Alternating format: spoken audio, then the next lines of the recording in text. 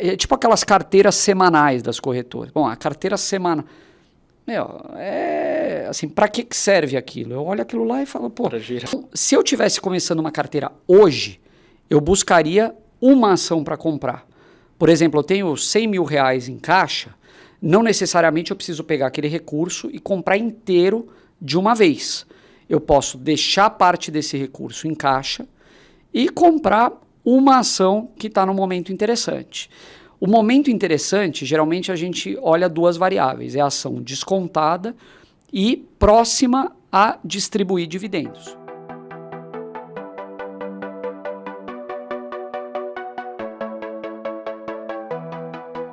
O Barsi gosta muito de falar que o patrimônio é a métrica do ego. Né? Então, você quer falar que o seu patrimônio cresceu para se sentir melhor. Só que tem muita gente que pega essa questão do patrimônio e leva à risca falando que patrimônio não importa. Não é que patrimônio não importa, pelo amor de Deus, não é isso que a gente quer dizer. Patrimônio não paga conta. Patrimônio não paga conta. O patrimônio é fundamental, mas quando você, a partir do momento que você começa a focar na renda que você está obtendo, e percebe que o patrimônio ele vai ser muito mais uma consequência de uma estratégia bem executada do que o objetivo, porque se o teu objetivo, você fica paranoico, obcecado com aquele negócio, eu preciso, tipo aquelas carteiras semanais das corretoras. Bom, a carteira semanal,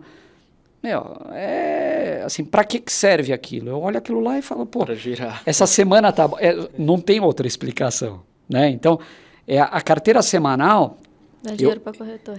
Eu vou olhar aquilo e vou falar assim, poxa, na minha estratégia ela não se encaixa. Por quê? Porque eu olho no longo prazo.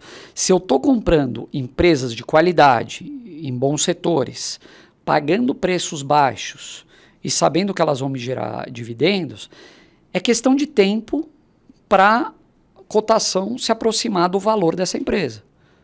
Né? Uhum. Agora, se eu compro uma ação que está desvalorizada, daqui a um mês eu olho e ela caiu 20%, se eu estou olhando com o dividendo, com a ótica do dividendo, eu vou falar, poxa, eu consigo talvez obter um yield melhor pagando um preço mais baixo aqui e no médio prazo eu imagino que ela se valorize. Agora, você pode tomar uma decisão e ser induzido a falar, poxa, eu não consigo aumentar a posição porque ela caiu, eu vou vender e partir para outra.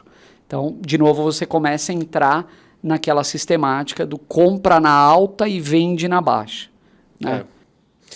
Eu até tento explicar assim, para os meus alunos, assinantes, o pessoal que faz conteúdo também, que tem o Mark Howard, né? Ele fala que... O Howard Marks. Howard Marks, ele fala que risco é a probabilidade de você ter uma perda permanente. Uhum. Então, o que muito se utilizou foi a volatilidade. Porque a volatilidade você consegue quantificar de uma forma mais tangível. Né? Então, só que as pessoas têm medo não da volatilidade em si, mas de que aquilo seja efetivo como uma perda permanente. É verdade. Que vai diluir o seu capital. E uma perda permanente, uma ação e uma empresa, ela acontece em dois cenários. Um, que você está tendo uma perda temporária, e você realiza essa perda permanente, ou dois, a empresa quebra. Uhum. O que não está sob o seu controle é a empresa quebrar ou não. Né? O outro está sob o seu controle. Então, assim, eu tento diferenciar bastante o que é perda temporária de perda permanente. Sim. Porque eu falo, até renda fixa tem perda temporária. Teve gente que comprou título de renda fixa, está desvalendo 36%. Ele só vai perder dinheiro se vender os títulos ou se o governo lá na frente não pagar. Mas a probabilidade dele ter uma perda permanente, se ele segura até o final do período, é baixíssima. Sim. Risco o país. Assim, isso não quer dizer que os erros não aconteçam. Uhum. Né? Acho bom deixar claro isso. Sim. Assim, erros acontecem. A gente pode fazer uma análise sobre uma empresa e assim, criar algumas hipóteses ali que na prática se provam erradas. Por exemplo, o caso das Americanas. Não precisamos nem entrar em muitos detalhes, mas o que aconteceu, ele desmonta qualquer modelo Sim. que alguém criou sobre a empresa. Você não conta com isso nunca num modelo que você vai fazer, ou numa análise, num valuation, etc. Agora, se você percebe um erro, existem momentos que, sim, você deve abandonar isso daí, né, e partir para outra. Eu acho que bolsa é legal por causa disso. Tem todo santo dia, você tem um cardápio ali que é enorme, então você não precisa ficar escolhendo aquele prato que você não gosta, você pode ir para outro. E é isso, assim, no que os grandes investidores, na minha opinião, se diferenciam da grande maioria? Eles não erram? Não, eles erram, sem sombra de dúvida. Só que erram bastante, né? E erram bastante, só que quando eles erram, é pequeno, a perda é baixa. Quando eles acertam, o ganho é gigantesco. Então, os seus acertos são muito maiores, suas perdas são muito menores, seus erros são muito menores. Então, isso no net acaba fazendo com que ele, no longo prazo, seja um investidor bem-sucedido. Agora, erros acontecem. E assim, uma empresa boa, excelente, pode virar uma empresa ruim, Sem do dúvida. dia para a noite. E vice-versa, né? Então, exatamente. Pois é. E, principalmente se a empresa, aquilo que o Léo falou, né? Tem coisa que você não tem controle. Americanas, se tiver alguma coisa ali mascarado que não tá... Acho que a própria IRB também, né? Se tiver algo que não tá às claras... O que aconteceu com essas empresas são eventos totalmente improváveis. Né? Aqueles eventos de cauda que você nunca imagina que vão acontecer. Né? Exatamente. Mas isso significa que a gente está imune nas empresas que a gente tem em carteira? Não está. O que você consegue é dosar, eventualmente, o seu apetite a risco em uma outra empresa, pagando um preço que seja interessante versus o preço teto, analisando um histórico. Então, a gente falou um pouco de IPOs aqui, né? O IPO, muitas vezes, 99% das vezes, você não tem um histórico ali para acompanhar. Então, você está meio que entrando numa estratégia acreditando que o futuro vai ser melhor do que foi no passado. E isso, muitas vezes, não se prova real. Então, olhar histórico, na nossa visão, é muito importante. Olhar o management das companhias, né? O que esses executivos fizeram no passado, qual foi o resultado das estratégias que eles implementaram, entre várias outras coisas. E, Felipe, existe algum número ideal de ativos para se ter em carteira? Então, de certa forma, não existe um número ideal, né? A minha carteira hoje, eu tenho 14 ativos. Eu considero demais, eu gostaria de dar uma enxugada. E o que a gente sempre prega é que você deve diversificar com o tempo. A diversificação ela vai vindo conforme você vai deixando de ter oportunidade nas ações da tua carteira e vai encontrando em outras empresas. Então, se eu tivesse começando uma carteira hoje, eu buscaria uma ação para comprar. Por exemplo, eu tenho R$100 mil em caixa, não necessariamente eu preciso pegar aquele recurso e comprar inteiro de uma vez.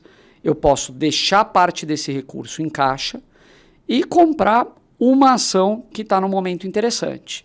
O momento interessante, geralmente a gente olha duas variáveis, é a ação descontada e próxima a distribuir dividendos. No momento atual, muitas empresas anunciando o resultado do quarto trimestre tendem a pagar bastante dividendo. Eu comprei essa primeira empresa. Enquanto ela continua uma boa empresa, ou se ela eventualmente até cair, eu posso aumentar minha posição nessa empresa.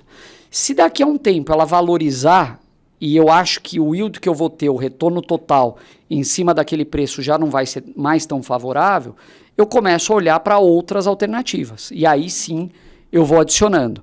Mas eu acho que o grande erro que se comete no mercado é pegar um recurso, esses R$100 mil, e querer comprar tudo de uma vez. Então você compra 20 ações, fica lá e esquece esperando que vai valorizar. Não. O componente do caixa é muito importante para te dar justamente esse poder de aportar em momentos que está todo mundo vendendo.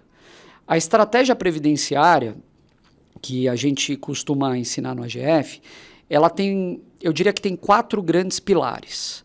Você tem os pilares da carteira e os pilares do caixa. Da carteira, você tem a carteira previdenciária, que é a essência de tudo, são aquelas ações geradoras de renda que vão alimentando a tua carteira sempre com algum caixa que vai pingando. você reinveste esse caixa ou nas mesmas empresas ou em outras que tiverem mais interessante. Esse é o primeiro componente. Segundo componente é o que a gente chama de carteira previdenciária, carteira de oportunidade. Então, a previdenciária, carteira de oportunidade. Oportunidade é aquela ação que ela está descontada, mas que não necessariamente ela vai te pagar um dividendo no curto ou médio prazo. Você enxerga simplesmente uma oportunidade de comprar na baixa e vender ela quando valorizar, pegando o recurso dessa venda para comprar mais ações previdenciárias. Tipicamente, as oportunidades elas podem oscilar ali, de 0 a 20% da carteira, vamos dizer. Acho que são, em média, 10, 15, eventualmente até 20% e 80% previdenciária. O caixa, você tem a reserva de emergência, que é aquele recurso que você não quer mexer nunca. Você espera que nada aconteça para fazer com que você precise acessar aquele recurso, mas a gente nunca pode prever. E você tem aquele teu caixa que é para aproveitar nos momentos de oportunidade, que é a reserva de oportunidade. Se você tem uma baixa de mercado, igual a gente teve em 2020, a bolsa indo para 60 mil pontos, é hora de ir às compras. todo mundo fala, tem que comprar, mas para você comprar você precisa ter dinheiro. Se você não tiver recurso naquele momento, e eu acho que esse é um erro, eu mesmo cometi no passado muitas vezes. Fala, você vê aquele momento de baixa, eu tenho coragem para comprar, porque eu acho que você já superou aquele momento do psicológico, eu quero comprar, eu sei o que comprar, só que eu não tenho dinheiro. Então o que eu posso fazer eventualmente? Vender uma ação que não caiu tanto para comprar outra que caiu mais. Mas aquela que não caiu tanto, caiu também, né? Uhum. E às vezes você não está fazendo o melhor negócio naquele momento. Por isso que o caixa é fundamental.